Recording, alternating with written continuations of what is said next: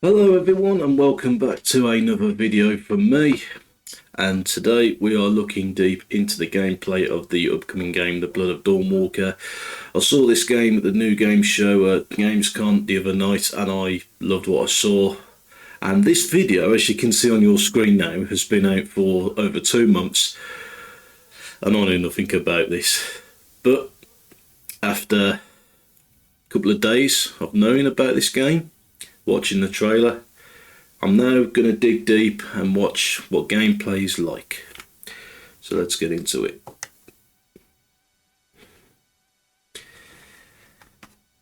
And thank you, Sun, as well, not for beaming down on me.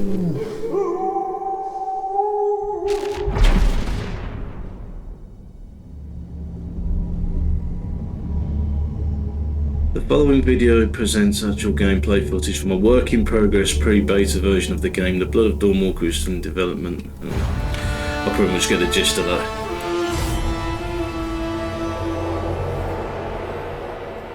Hello, my name is Daniel Sadowski and I'm the design director at Rebel Wolves. I would like to welcome you to the Blood of Dawnwalker summer gameplay video. Our game is a story-driven, open-world dark fantasy RPG set in medieval Europe. The game is currently in pre-beta stage, and what we are going to show you is just a part of one of the mid-game quests. It's a really cool story involving legendary swords and a haunted almshouse, but today we'll focus on showcasing our gameplay systems. We're starting on the outskirts of Svartro, the game's largest city and the capital of Vale Sangora. From here, we could head anywhere the eye can see, explore ancient ruins or sabotage vampire block transports. But it's not just about where or when you go. It's also about how you approach the main quest and shape the story, making each playthrough uniquely your own.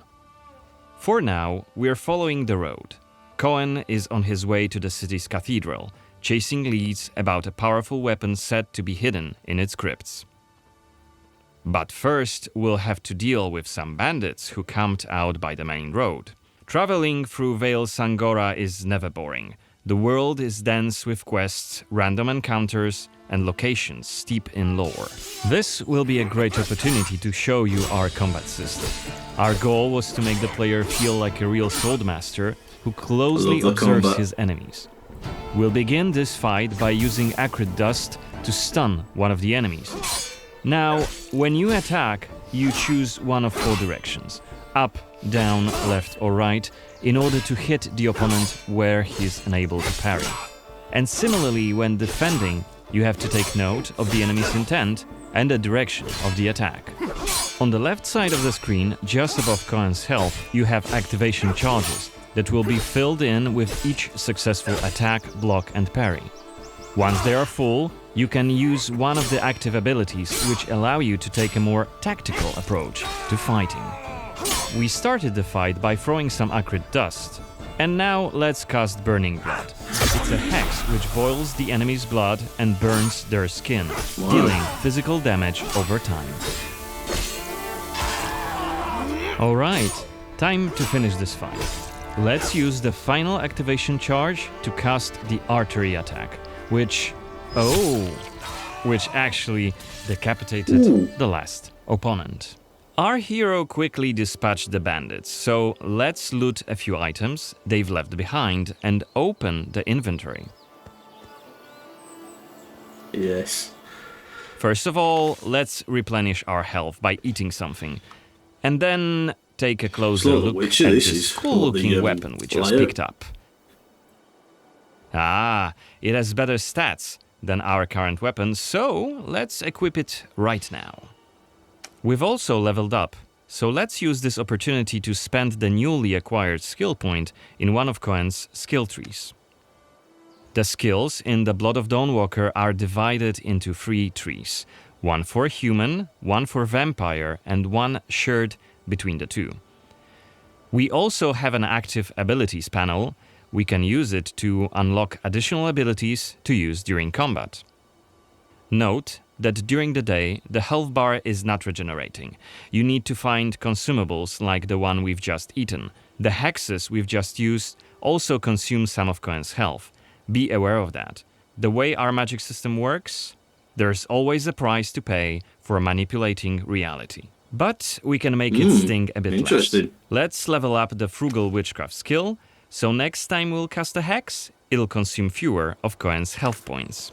Now that we've wrapped up the encounter with the bandits, we can be on our way to get inside the city. Bandits. Right now, Cohen hasn't done enough to ruffle the vampire lord's feathers, so the guards will just wave us through.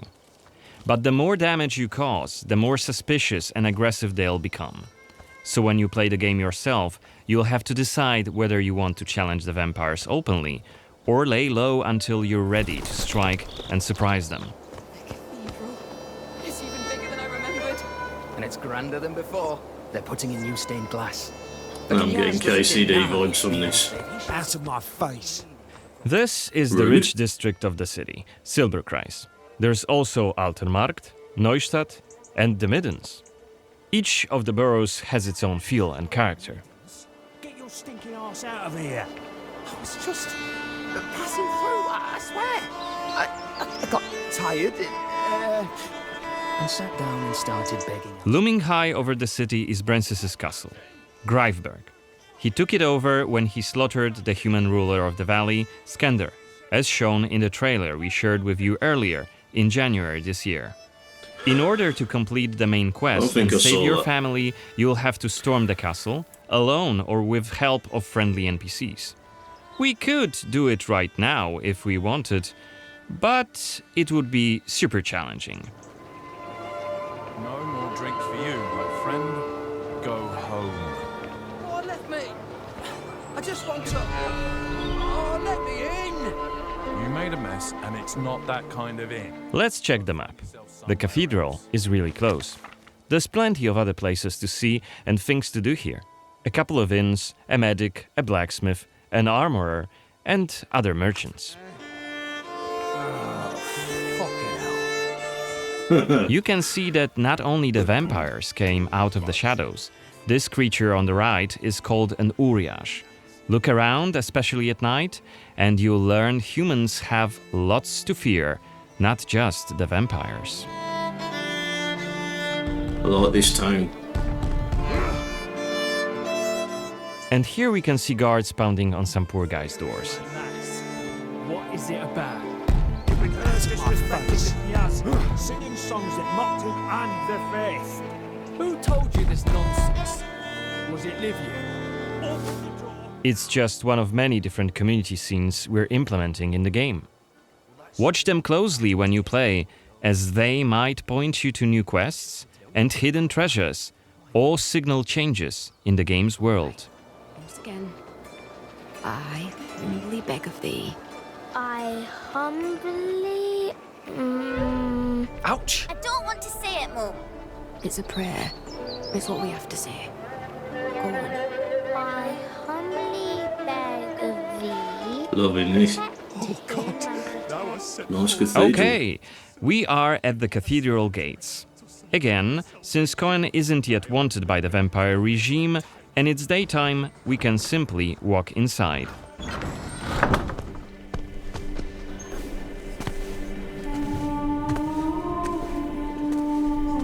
It's like a KCD altar, that is. The baptism of a newborn is a solemn moment, doubly so. A new life joins our flock, bringing happiness to its parents and to the congregation. Natus ex sanguine est, alitur sanguine, et in sanguine What a hairstyle. morietur. Ego te baptizo in nomine Dei. Amen.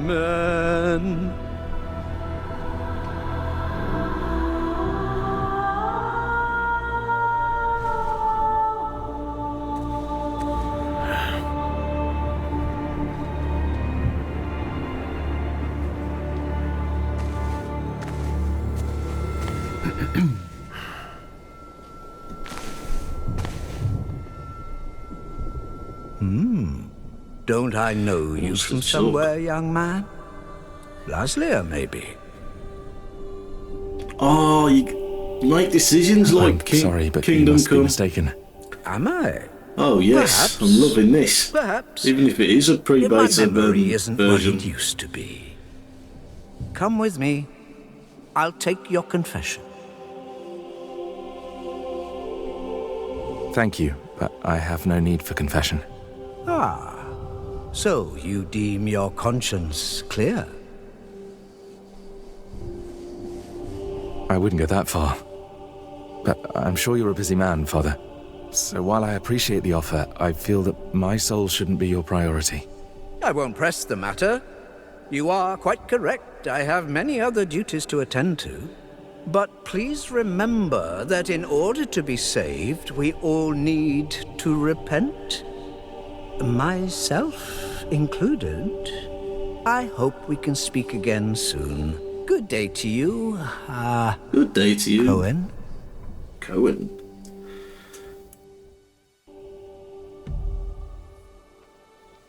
What we saw right here was just one of many cutscenes we recorded for the game, One which of many. smoothly transitioned into a dialogue scene.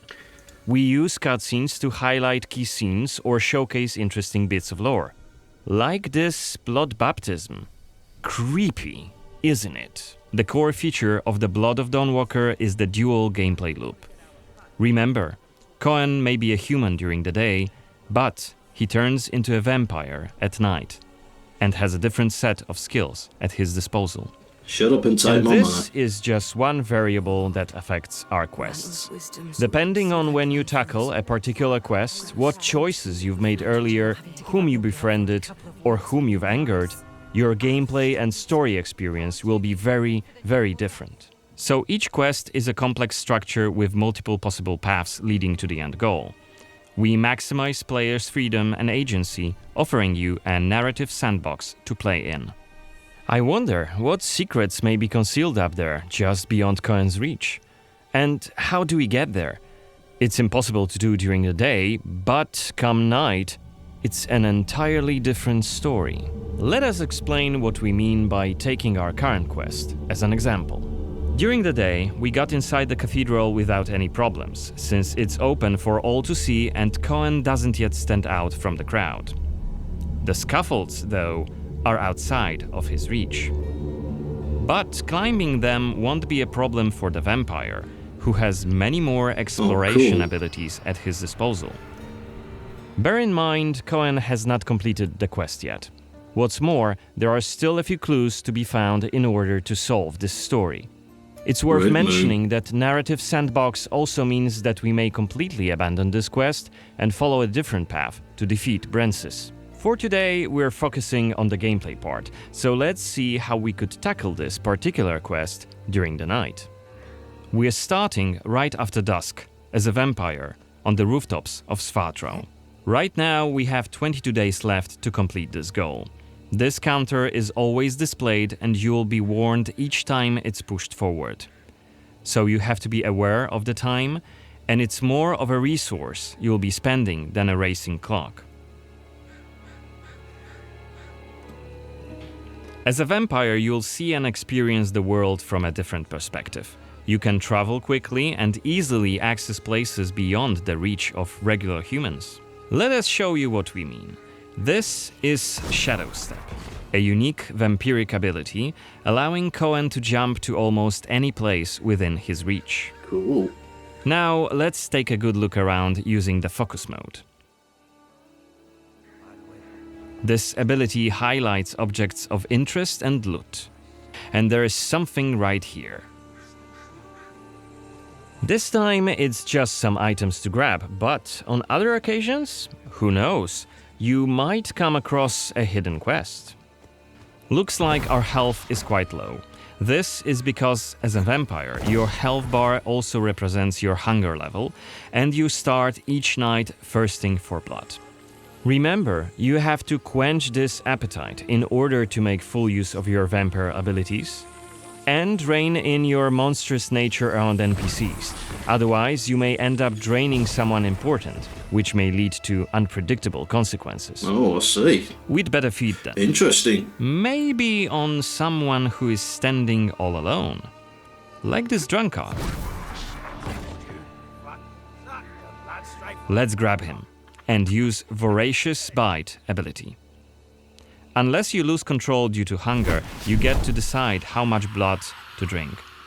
You can drain just a bit and knock your victim unconscious, or Just go kill all him. the way and kill them. And if you're adamant you don't want to hurt innocent humans, you can drink from animals and some other creatures. Brilliant. Finally, we are at the cathedral, but it seems to be closed for the night, and the entrance gate is well guarded. Let's find another way in.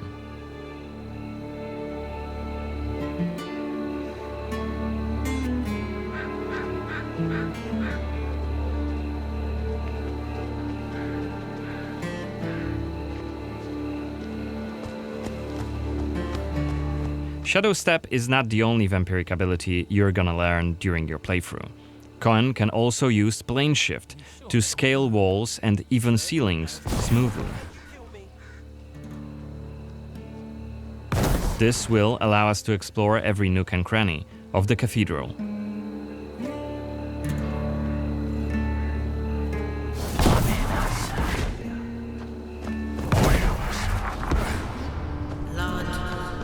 Blood. Better be quiet. You shall become Kenya's prince. Is that Quiet there, Cohen. Boyer's Xanthi? His What the hell is she doing here? the sole voice What is she doing? Is that a ritual for the blood gods? become your new family. You shall want for nothing. You They're covering up the old paintings. only Why? duty shall remain. One of the workers must have left it. Seems that the cathedral complex is quite big. The main building, cloisters, inner courtyard. You shall become The entrance to the crypt could be anywhere. Won't get anything done just standing around. Still, This was a scene investigation, a mechanic we used to zoom in on and showcase key clues. This time we had a chance to learn more about the vampire's plans. Looks like they're keen to cover up the old frescoes, so that's something we could take a look at. This way we could learn more about the cathedral's past. blood to blood. You shall Looks like we aren't alone here. Underneath us there's a group of blood guards, soldiers hooked up on vampire blood, which makes them stronger. And dear. one of Brances's That'll be a vampire problem. allies. It's Xanthi, the oldest vampire in Vale Sangora, and quite a powerful lady. Let's descend and check what's going on.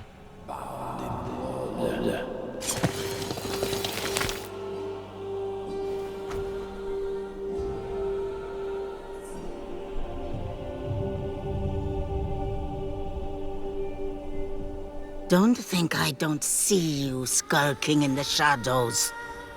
Come out. Come out. You're interfering with my task. Who are you? Go on, tell her. it doesn't matter. Doesn't matter. Very well. I don't have time for interruptions. Let us dispose of him. Quickly!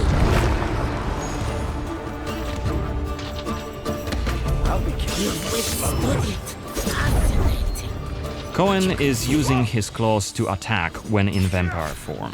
Blood guards are dual-wielding opponents. Their attacks are pretty strong. Of course, even when fighting with claws, combat is still directional.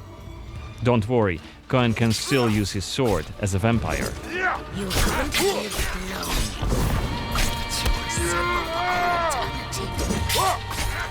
Only after defeating all three of the blood guards, Xanthi deems Cohen worthy of a challenge, and she descends to face him.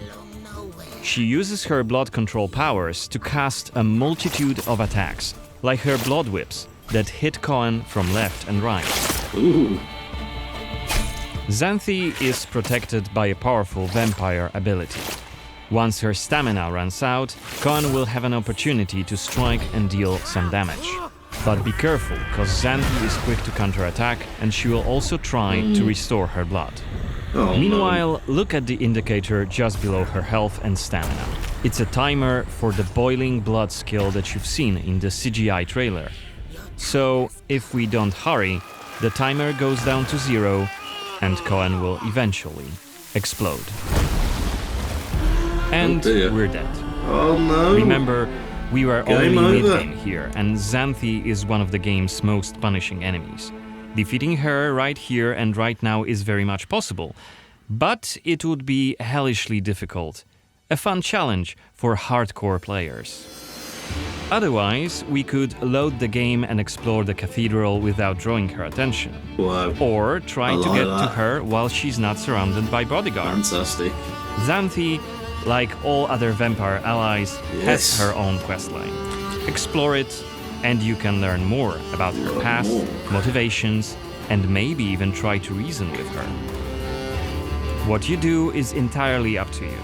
Remember, our design principle is the narrative sandbox. There is no difference between main quests and side quests. There's just different stories that you weave together into your own unique adventure. But that's coming in 2026. For now, I'd like to thank you for joining me on this gameplay video presentation. We've just shown you a tiny glimpse of the blood of Dawnwalker. There's definitely more to come in the coming months, so stay tuned for any updates being posted on our social media profiles. Don't you worry about that. Goodbye. Excellent. So, I mean, that was posted months ago, but yeah, I enjoyed that. I got Witcher and Casey Kingdom Come Deliverance vibes from that. It was really good. Thank you, son, again, for being no help at all. But yeah, I'm really looking forward to Blood of Dawnwalker. It should be really, really good. Fantastic. So, that was another video from me, folks. Thank you ever so much for watching. If you are new, be sure to give this video a like and subscribe if you aren't already. My socials are around your screen right now, but they're also in the description below if you wish to follow me on my socials. Ideally, you can watch me live on Twitch when I do go live. If you do wish to make a donation, there is my Ko-Fi page from me, Dan. All donations are very much appreciated and go towards better streaming equipment. So yes, once again, folks, thank you so much for watching on The Brummy Gamer, and until next time, goodbye.